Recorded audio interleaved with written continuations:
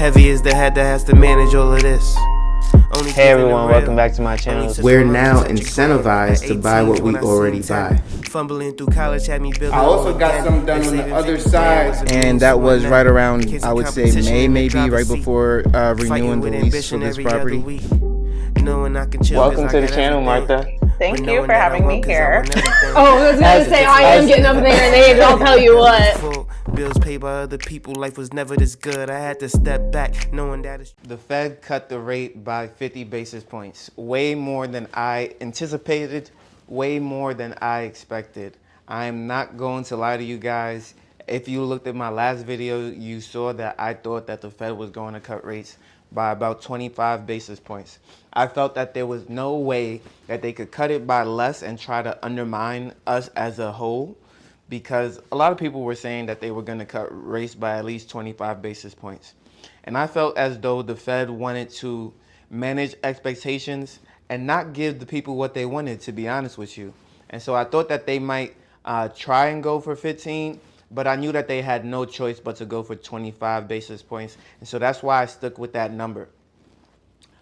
Come to find out that the Fed now actually cut rates by 50 basis points. That is very shocking, and that actually was above my own expectations of what the Fed may do. Now, there were just a few people saying that the Fed should and will cut rates by 50 basis points. I absolutely didn't believe it. I believe that they were just trying to push that narrative and hope for more. But at the end of the day, I didn't believe that they would actually get it. And I thought that that was very much wishful thinking. It's like shooting for the stars and then you try and land on the moon. But hey, the Fed actually honored the wishful thinking and gave you a 50 basis point reduction. If you watch my short, you also understand what a basis point is. But for those who are not familiar with what a basis point is, basically, basis points are the Federal Reserve managing interest rates, right? And so let's say if the Fed rate is at 5%, the bank can only get money lended to them at that 5% rate. And so if the bank is getting money lent to them at 5%, they want to charge the consumer 6% for a mortgage or 5.5% on their mortgage. And then also, if they're going to get money from us, the people, they're going to give us a high yield savings account, but at a lower interest rate. So instead of paying the Fed 5%, they'll give us 4.5%. And so I'm making a roughly 4.5% interest, but that is going to go down now because there's no incentive for the bank to pay me 4.5% if the Fed is now at 4.5%. Does that make sense? No. So they're going to rather get the money from the Fed than from us, and they want it to be cheaper. So they're probably going to lower high yield savings accounts by about 4% or even 3.5%. Now the Fed has stated that they're going to continue to cut rates by roughly a quarter point every single quarter. And so by the end of the year, they should be at 4%, which means high yield savings accounts are definitely going to be dropping like a rock. If you haven't locked it in, if you haven't locked in your high yield savings account and you're expecting to use that money soon, well, I got news for you. You're basically going to be making less and less and less interest. You're going to be more incentivized to spend money or invest it in the stock market. So you're going to see the stock market start to increase and surge because there's really no reason to keep that money in a bank. And you're going to see people go out and start buying real estate again, because what else are you going to do with your money? Get 2% interest or 4 to 5 to 7% in a real estate property plus appreciation. So that's why it is so important when the Fed cuts rates or even raises rates, because it affects how we as an economy operate. Even the investors are not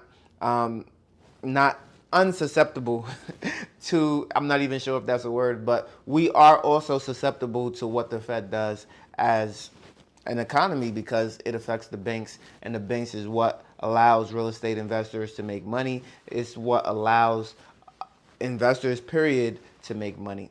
And so that 50 basis point reduction was insane. I know real estate agents are going to be happy about that. It's going to be a little bit easier to get some deals going. Mortgage lenders are going to be happy about that. It's going to be a little bit easier to start getting deals going, especially getting into the Christmas months. You know, it's starting, all that pressure that was building up, all that heartache that was building up, those who weathered the storm are now going to be able to reap the benefits. If you survived the hardest part of what it is to be a salesperson or an investor of any kind, now you're in for the better parts, the better part of our society. And if you are still struggling currently, within the next 6 to 12 months, it is going to be so much smooth sailing because we're already starting to get those rate point reductions. By the time we hit 3% with the Fed, and rates are basically going to be about 4% with the banks, it is going to be smooth sailing. And so the Fed is basically saying that by 2026, they should have lowered basis points to 3%, which means the banks are going to be lending around 3.5% to 4%. At that point, by 2026, I expect to see the most beautiful homes on the market. Everything will be for sale. Everything will be up for grabs. People will be building again, and supply will start to creep up. But I also expect housing prices to balloon in 2026, which is going to affect property taxes, and is going to affect new homeowners like my little brother should be entering the market around that time because he's about to graduate college this year. And so it's going to affect him drastically. And so looking for a home is going to be very, very crucial and critical for him to get it right away, especially when interest rates are going to be as low as 3.5%, 4%, because it's not going to be a better time than that versus the prices of houses rising. I can see a little bit more stability in the market until at least May, because by the time May comes, when summer comes, people are going to be trying to sell houses for top dollar. Rates are going to be a little bit lower, and I do not see housing prices getting reduced. So all those people who were saying that housing prices are going to come down or they need to come down, no, the only thing that's coming down is the basis points and the rates. You guys are still going to, not just you, but we are going to still have to pay the new premium, the new cost, the new tax for any type of real estate, any type of vehicle hitting the market. But we've seen how overvalued a lot of these cars were, and they're starting to depreciate more and more. But we still have some cars being listed at $50,000, $40,000. I can tell you personally, as much as I love a nice new car, I'm absolutely not paying for any car over $30,000. It's just not happening. And so I myself, a couple years from now, will definitely be buying used because I just do not see the lure in paying $50,000 for a vehicle. I mean, if I understand that a lot of people want to finance and do all this stuff. I personally don't believe that a car should be financed. If you've graduated college, if you've had 5 to 6 years in the workforce, you should be at a point now within your life where you're not financing the vehicle. And if you can't afford that vehicle, then you should downgrade right now. Your lifestyle should match your situation because that's what is best for you. That is what is going to be more beneficial for you. And so I say all that to say the same thing should apply for a home. Obviously, I'm not telling you to not finance your home, but I should mention that it should match your lifestyle, right? It should match your lifestyle, your financial situation.